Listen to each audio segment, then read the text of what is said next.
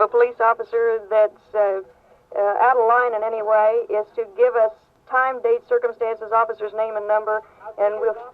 And that's just what I'm telling you, ma'am. I don't care, but if you don't... All right, if you can... Hey, let the lady speak now. The lady did speak, and we just responded to what she said. You shut up. Mike. Would you like me to finish, or are you through with that? I'm sure responding. Go ahead. The Indians were the first Americans, and many feel our country will never be as rich or beautiful as it was before Columbus arrived. John Trudell, you represent the Indians from Alcatraz. What is the situation up there now? Well, as far as living on the island, we've got everything pretty well under control. The people are busy, and we're working just to maintain our existence on the island. As far as our dealings with the government, though, about ownership of the island and a lot of the questions that have been raised, we're still hanging on to that yet. We're waiting for the government's response. How do the Indians feel about America and ecology today? I don't know. I think that's... we've always been trying to tell this country that you got to respect nature. We've always been saying it.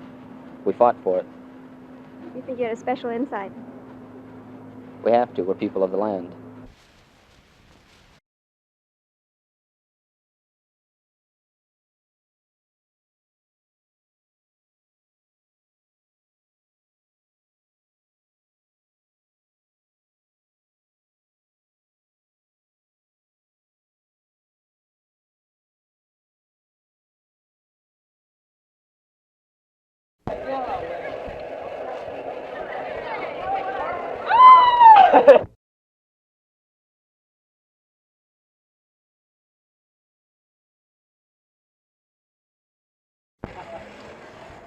Very good.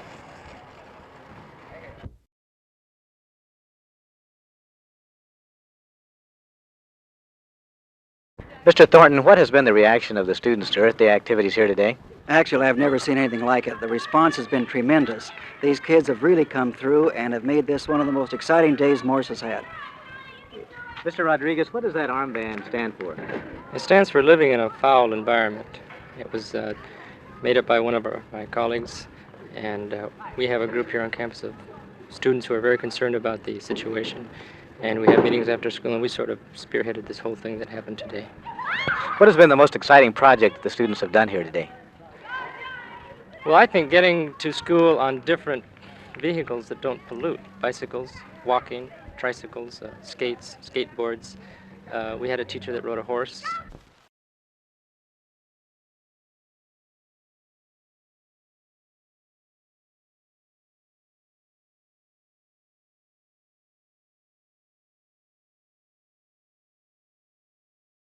Dr. Spock, one of the elements of the anti-pollution war is population control. As an advisor to a whole generation of parents on baby care, what do you think of the new bumper stickers that say, "Make love, not babies"?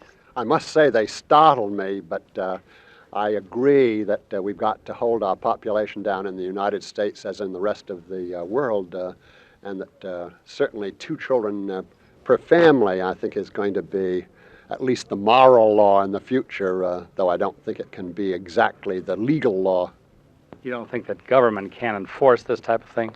Well, I don't think it's going to try to come to anything like that for a long while. Are you a strong advocate then of birth control as well as abortion, unrestricted abortion? Certainly for birth control, and that means, of course, making it easy for poor people and less educated people to hear of the means and to find their way to the right place, because, you know, for at least half a century it's been easy for the well-to-do in the United States to get their contraceptive methods. As far as abortion is concerned, it seems to me perfectly clear that this should be a matter between a woman and her physician.